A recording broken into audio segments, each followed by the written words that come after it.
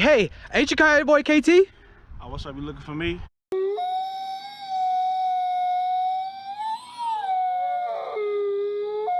Hey, what's up with the Coyote gang? Oh! Hey, y'all don't know what it is. Y'all already know who it is. You know what I'm saying?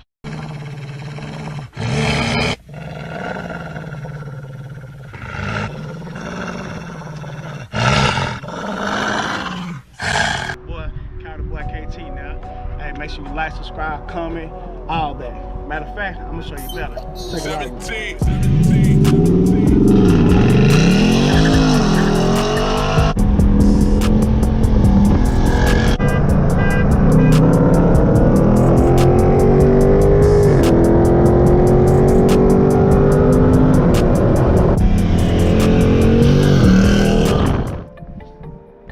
What's going on with the KOYOTEPACK? What's good too, gang? What's going down? Your boy's back, man. I ain't dropped the video in I don't know how long, but I'm on the camera now, so y'all already know what time it is. Stand back if you don't know.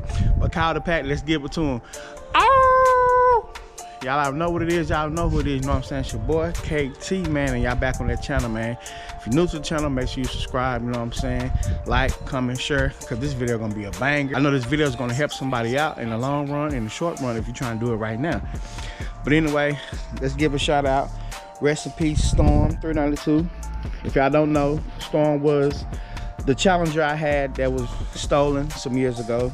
But you know, I still wear it from time to time, man. It's my old car club shirt, you know. The club's still going, but you know, Storm is no longer. And to say with that, make sure, Dodge owners in particular, you know what I'm saying, make sure if you out with these 392s and need cash, man, make sure you got the proper equipment on these things, man, to secure them, you know what I'm saying. And or if you just can, man, just get that done, man. That Uconnect on there, we all know it's trash, man. We just recently had a homie in our car club just had his 392 Daytona stolen. It's a tragic, you know what I'm saying, incident, man. You know, you work so hard and put money into these vehicles, man, and somebody just can come steal in the blink of an eye just like that, you know what I'm saying. I wish Dodge would actually configure these cars to make them harder to steal. I mean, I know they were supposed to be working on some software, so you know, if they do or they did, then you know, make sure you got the adequate software on the vehicle to make sure that you can secure these cars, man, because they're one of the easiest cars, if not the #1 car stolen right now. To even get them in neutral, it's so easy. You just pop the little cover over the gear shifter, pull a little red tab, and it's already in neutral. Crazy. I had mine stolen, you know what I'm saying. You connect the trash, you know, cut a wire too, you connect it no more. So get the car lock IDs or whatever that you can get to secure these cars, man. Make sure you do it, man, because sad situation. But back to the video, you know what I'm saying. Yes, you see the thumbnail, and yes, your boy's adding a booster pump to none other than Ermac. You see it right here. I'm outside right now, and this is the booster pump right here. We will be adding, and we're gonna walk over here. We gotta get this back seat out this car, man. You know, it's easy. You just come up here, and there's like tabs right up under the seat. You're gonna pop them tabs up on both sides and get that seat up out of there, man, and then we're gonna get that booster pump installed. It's not hard. We're gonna go by step, give y'all boys that good footage, that way you can do it too. So let me get this back seat out and get it started. Okay, you guys, so I have the seat out the car, but before I get started with installing the booster pump, I'm just gonna explain to you just a little bit what a booster pump is. A booster pump is a secondary fuel system, pretty much, and to make it easier to understand is, one, it's cheaper than buying a double or a triple pump, you know what I'm saying, because we all know the more horsepower you make, or 75% of extra horsepower that you make over stock of the vehicle, you want to have a booster pump in the car, or if you have the money, then you can get you a double or a triple pump. But pretty much the booster pump, like I said, is like a secondary fuel pump module, and what it does, it increases the efficiency of the stock fuel pump. So at wide open throttle, let's say if my car stock is 400 horses, but you know, I do like the full butt-ons and add boost, whether it's turbo, supercharged, pro charged, or even nitrous. What's going to end up happening is, as I add more boost, because you know the more air, because the engine is basically an air pump, so the more air and power you add to the engine, you got to have fuel to match that, but especially if it's 60 to 7% over the horsepower that the vehicle actually makes. You got to have either an extra fuel pump or two, or a booster pump, which increases the efficiency of the stock fuel pump. So also with this booster pump in particular, this is a kennebell, as you can see, booster pump. And booster pump kind of come in two different forms. This one is a plug and play. If you can, always find a plug and play, which is quick connects for the power and grounds for the booster pump to actually operate. Some booster pumps are generic to where they fit most generic vehicles, whether it's Dodge, Ford, Chevy, you know what I'm saying? They can fit all three of those vehicles based on the type of car it is and the year. That booster pump can fit all them cars based on, like I say, the vehicle and the year. And what you would have to do is actually splice into the wires. But when you splice into the wires, you have to actually splice into your factory wiring, which is a no-go for me. I mean, if you have to, because you have a generic fuel pump, cool. But if you can find a plug and play, I always go to plug and play. And this fuel pump right here, this is equipped to fit up to 2 fuel pumps. So let's say if I did have a double fuel pump, because I'm making power but I want to make more power, instead of going to get a 3rd fuel pump, this fuel pump will actually increase the efficiency of not just 1 fuel pump but 2. So this is, you know, good for 2 fuel pumps. Most booster pumps are just able to fit 1 and increase 1 fuel pump, but this one by kennebell I have can operate 2. But right now I just have 1 pump, so I'm just gonna make it operate for 1 pump. And then also this one comes with a booster right here. This is like a step up plug right here, or a booster. And pretty much like some booster pumps, you actually have to wire it, you know, like add extra wire and kind of run it up to the front of the car, or however you want to do it, for like an on and off switch. That way you can get to it easily. You actually have to make the booster pump either operate at 60 to 7% when you're not running hard, like wide open throttle. Like if you're just normal cruising, like going to work in the car, you can actually wire a switch to cut it off, and the booster pump will pretty much not be active. You'll just be running off your stock fuel pump. But let's say if you did want to, you know, have some pulls, or you're about to race like at a track or rolls, or however you want to do it, and you actually have a wire that you cut on and off, then the booster pump will be active. But see, on this kennebell, I have this pretty much this little step up plug right here, and what happens is it's a plug that goes in here, and when you actually put the plug in here, it activates the booster pump to work at 100% efficiency, or like 21 volts. Without the plug, it only operates at 60 to 70%, and then it's almost like it's really not active. It's just on a little bit, but it's really not active. You're just really running off your stock fuel pump. So this kennebell, you know, it does 2 things that I like. Like I said, you can operate up to 2 fuel pumps, and I don't have to add extra wiring to make it operate or shut it off.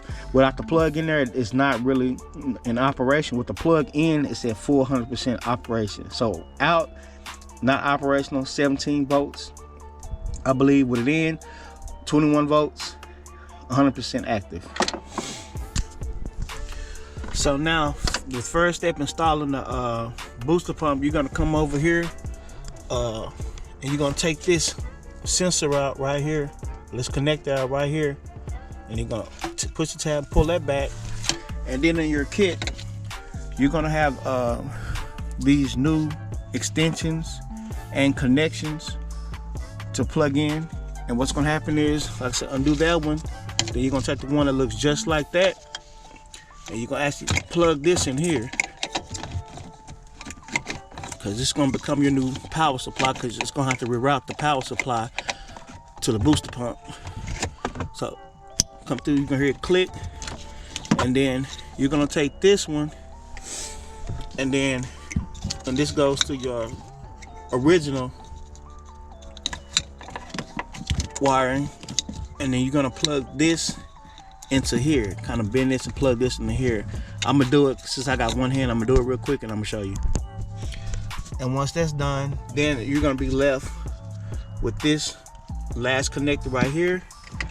And I'm gonna take the power supply right here, and I'm gonna actually connect this right here to here. Get it connected real quick.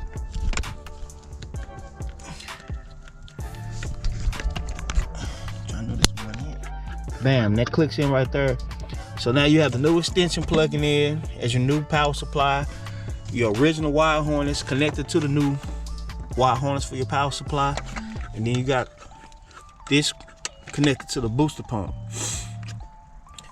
And then you see it comes with a 40 amp fuse right here. So just in case something goes haywire, before it damages your wiring or the booster pump, it's gonna clip this 40 amp fuse right here, which is a good thing. Because you rather this blow than any other thing, whether it's your booster pump or your wiring to your car. You know, that's just in case if you have any issues going on later down the road.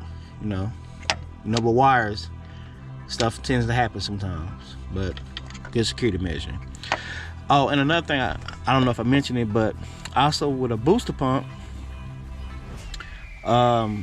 this keeps your car from running lean. Like I say, a wide open throttle with more power, you need more fuel. So a wide open throttle, the booster pump is actually gonna boost, just like it's gonna boost the pump up. Because if you're making power and you don't do anything to your fuel system, you will run lean. And if anybody knows what running lean means, it means it's more air than it is fuel, and you will blow your motor. And you'll be paying $10,000 plus for a new motor, and all you have to buy is a $300 to $400 booster pump and save yourself the hassle. All right, you guys, next we have to find a ground. This is the ground wire right here. We have this already connected, and I'm gonna end up putting this kind of in the trunk area so I can be able to put my seat down. It's two ways you can do it. You can either put it in the trunk area, or you take this side padding or side molding off and actually either zip tie or drill it to the inside of here. Then, you know, I believe this will have to stay off, but you know, I'm not trying to do all that. So to give it the best cleaner look, we're just gonna tuck it up under the seat right here into the back seat and actually either bolt it down or maybe get some Velcro straps to kind of Velcro to this carpet part of the trunk area. But anyway, we're gonna find you have this seat belt possibility right here. I believe on the side of the seat you have a little nut that goes in the bolt right there. So we're gonna see what size that is and see if we can get the hook around there. Looks like a 14 or 15.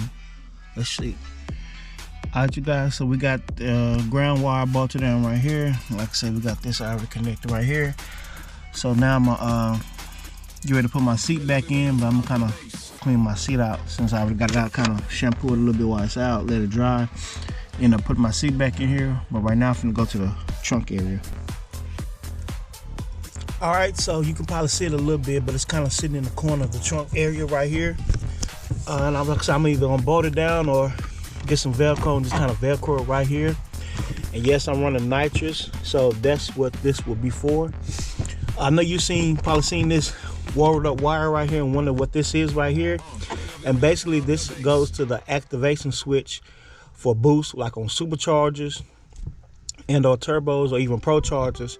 But since I'm not running that, this would just stay pretty much in the position that it was in when I got it out the box, which is just zip tied up and taped off until we go another route. So if you don't have a turbo or supercharger or pro charger, then you don't have to worry about this. If you run a nitrous, if you do, there'll be additional instructions on how to run this to your activation switch for your vacuum on your super, pro, or turbocharger.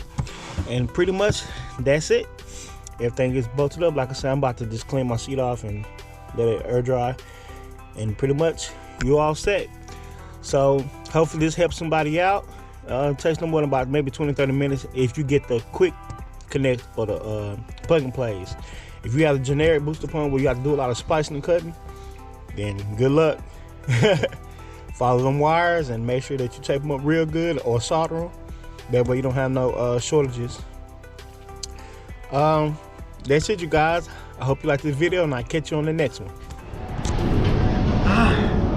Hey, what a day. It's every day, all day. Hey, it's more in the game. We are packed. So till then, y'all know what's fun.